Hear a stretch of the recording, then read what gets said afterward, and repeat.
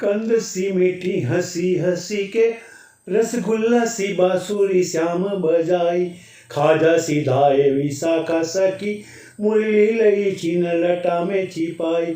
पेड़ा सी धाई सभी सखी गण, पुनि हैरी हसी की खीर सी खाई। लड्डू से मोहन रूठी गए, जलेबी सी राधा मनावन। राधे राधे, जय जय सीताराम। दोस्तों, स्वागत है पुनः एक बार फिर से आदि अनंत सनातन। आदि अनंत सनातन मेरे चैनल का नाम है और अभी तक आपने सब्सक्राइब नहीं किया तो सब्सक्राइब जरूर करें। तो दोस्तों, कृष्ण लीला तो आपने बहुत बार देखी होगी टीवी में वगैरह, आपके गांव में भी रामलीला कृष्ण लीला आती है। तो कृष्ण लीला की एक छोटी सी कहानी मैं आपके सामने लेके आया। मैं तो पढ़ के उसको बहुत मजा लिया, बहुत ही अच्छा, बहुत ही मतलब पढ़ने होगी। एक अनोखी कथा है, तो वो मैं आपको सुनाना चाहता हूँ। वैसे आपने सुनी होगी शायद। तो दोस्तों, कहानी है ब्रिज की। ब्रिज में भगवान कृष्ण, आपको पता है कि गैया चराते थे। तो भगवान कृष्ण को मारने के लिए नाना प्रकार से प्रयोजन किए थे कंस ने। बहुत से राक्षस भेजे थे, जिसको बहुत को मार गिराया, जिसमें एक पूतना भी थी। यानी बहुत सारे राक्षस थे। तो कहानी है कि ब्रज में एक कुंड है, राधा कुंड और श्याम कुंड। तो राधा कुंड और श्याम कुंड की उत्पत्ति कैसे हुई वो इस कहानी में बताऊंगा। तो वीडियो के अंत तक जरूर बने रहे। तो दोस्तों, हमेशा की तरह भगवान कृष्ण गैया चराने के लिए जाते हैं जंगल में, वन में। तो अष्टारिश्ट नाम का एक राक्षस, जिसको कंस ने भेजा था, वो उसको मारने के लिए वहां एक गाय के बछड़े का रूप धारण करके आता है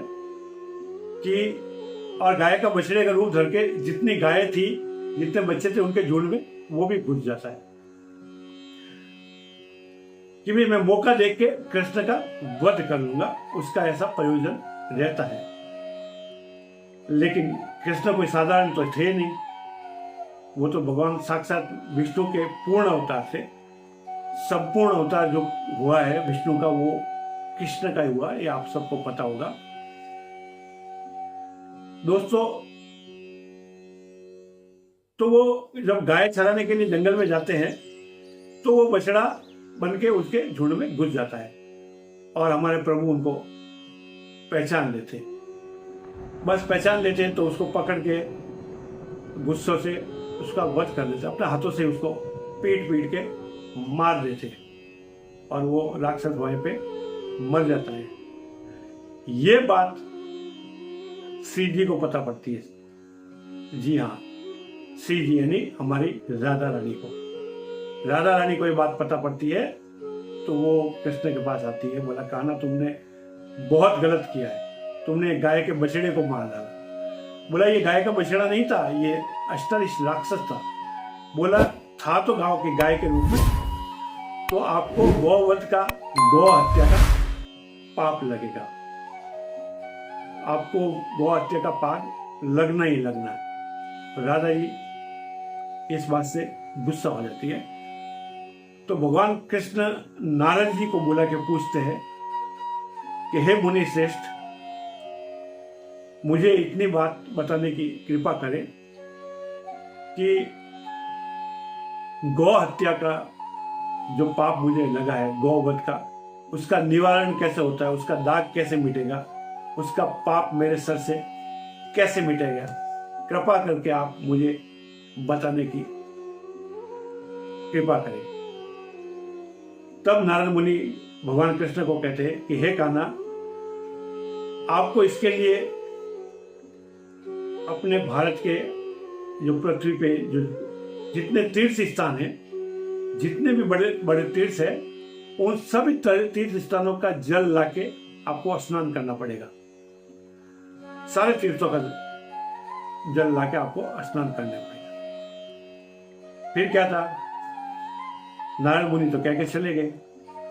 तो अभी भगवान कृष्ण क्या करते, अपनी बांसुरी से एक कुंड बनाते, यानी अपनी योग माया से अभी इस पे भी विधर्मी लोग बहुत सारे सवाल पूछे थे, बांसुरी से कैसा बजाया, बताया। अपना काम है भगवान की हर लीला को आंख मूंद के मानो।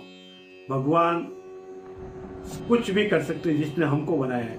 तो बांसुरी से क्या अपने एक इशारे से भी कुंड खोद सकते, तो अपनी योग माया से उधर कुंड बनाते हैं और सब तीर्थ स्थानों को प्रार्थना करते हैं कि सबका जल इस कुंड में विद्यमान हो जाए, सब तीर्थों का जल इसमें आ जाए। तो दोस्तों, भगवान कृष्ण के इस आह्वान पे जितने भी तीर्थ थे, जितने भी बड़े बड़े तीर्थ थे, उनका सबका जल आके उस कुंड में एकत्रित हो जाता है और उससे वो नहाते, स्नान करते और अपना गौ हत्या का जो पाप लगा था उससे उसका निवारण करते हैं। श्याम कुंड, उसका नाम पड़ जाता है श्याम कुंड, क्योंकि श्याम ने बनाया था तो श्याम कुंड उसका नाम पड़ जाता है। अभी भगवान कृष्ण भी कोई कम नहीं है, वो भी लीला रचते हैं, तो उन्होंने तो अपना काम कर दिया। अभी राधा को छिड़ाने के लिए उन्होंने राधा को बोला। तो दोस्तों, फिर क्या हो जाता है, इस नौ लोक में, राधा और कृष्ण की नौ लोक में हमारे कान्हा रूठ जाते हैं, तो उनको अष्टसखियां मनाने आती है। उस टाइम कवि ने क्या खूब अपने भाव व्यक्त किए हैं, जो मैं आपको सुनाना चाहता हूँ। कि राधा कृष्ण की नोक-झोंक चल रही थी और कान्हा रूठ जाते हैं और अष्टसखियां कैसे मनाने आती है कि कंद सी मीठी हंसी हंसी के, रसगुल्ला सी बांसुरी श्याम बजाई। कंद सी मीठी हंसी हंसी के, रसगुल्ला सी बांसुरी श्याम बसाई। खाजा सी धाए विशाखा सखी, जी हाँ, विशाखा सखी एक गोपी का नाम है। खाजा सी धाए विशाखा सखी, मुरली लई छीन, मुरली को छीन लेती है। लता में छिपाई, अपने बालों में छुपा देती है। पेड़ा सी धाई सभी सखी गण, पूनी हैरी हंसी खीकी खीर सी खाई। और लड्डू से मोहन रूठ गए, जलेबी सी राधा मनावन आई। तो ये प्रसंग है राधा और कृष्ण के मनाने का, और इसकी कहानी आगे है, ये है जो आप देख रहे हैं। तुमने गाय के बछड़े को मार डाला। बोला ये गाय का बछड़ा नहीं था, ये अष्टरिश राक्षस था। बोला था तो गांव के गाय के रूप में, तो आपको गौवध का, गौ हत्या का पाप लगेगा, आपको गौ हत्या का पाप लगना ही लगना है। राधा जी इस बात से गुस्सा हो जाती है। तो भगवान कृष्ण नारद जी को बुला के पूछते हैं कि हे मुनि श्रेष्ठ, मुझे इतनी बात बताने की कृपा करें कि गौ हत्या का जो पाप मुझे लगा है, गौवध का, उसका निवारण कैसे होता है, उसका दाग कैसे मिटेगा, उसका पाप मेरे सर से कैसे मिटेगा, कृपा करके आप मुझे बताने की कृपा करें। तब नारद मुनि भगवान कृष्ण को कहते हैं कि हे कान्हा, आपको इसके लिए अपने भारत के जो पृथ्वी पे जो जितने तीर्थ स्थान हैं, जितने भी बड़े बड़े तीर्थ हैं, उन सभी तीर्थ स्थानों का जल लाके आपको स्नान करना पड़ेगा। सारे तीर्थों का जल लाके आपको स्नान करना पड़ेगा। फिर क्या था, नारायण मुनि तो कह के चले गए। तो अभी भगवान कृष्ण क्या करते हैं, अपनी बांसुरी से एक कुंड बनाते हैं, यानी अपनी योग माया से। अभी इस पे भी विधर्मी लोग बहुत सारे सवाल पूछे थे, बांसुरी से कैसा बजाया, बताया। अपना काम है भगवान की हर लीला को आंख मूंद के मानो। भगवान कुछ भी कर सकते जिसने हमको बनाया है। तो बांसुरी से क्या अपने एक इशारे से भी कुंड खोद सकते हैं। तो अपनी योग माया से उधर कुंड बनाते हैं और सब तीर्थ स्थानों को प्रार्थना करते हैं कि सबका जल इस कुंड में विद्यमान हो जाए, सब तीर्थों का जल इसमें आ जाए। तो दोस्तों, भगवान कृष्ण के इस आह्वान पे जितने भी तीर्थ थे, जितने भी बड़े बड़े तीर्थ थे, उनका सबका जल आके उस कुंड में एकत्रित हो जाता है और उससे वो नहाते हैं, स्नान करते हैं और अपना गौ हत्या का जो पाप लगा था उससे उसका निवारण करते हैं। श्याम कुंड उसका नाम पड़ जाता है, श्याम कुंड, क्योंकि श्याम ने बनाया था तो श्याम कुंड उसका नाम पड़ जाता है। अभी भगवान कृष्ण भी कोई कम नहीं है, वो भी लीला रचते हैं, तो उन्होंने तो अपना काम कर दिया। अभी राधा को छिड़ाने के लिए उन्होंने राधा को बोला कि तुम भी इस पाप की भागीदार हो, तुम्हें भी पाप लगेगा। बोला मुझे क्यों लगेगा? कि तुम्हें जब जानते हुए कि मैंने अष्टरिश राक्षस को मारा है, फिर भी तुमने बोला कि गौ हत्या का पाप लगेगा, तो थोड़ा पाप तो तुम्हें भी लगेगा। ईश्वरी, आपको भी थोड़ा सा पाप झेलना पड़ेगा। राधा जी सोच में पड़ जाती है।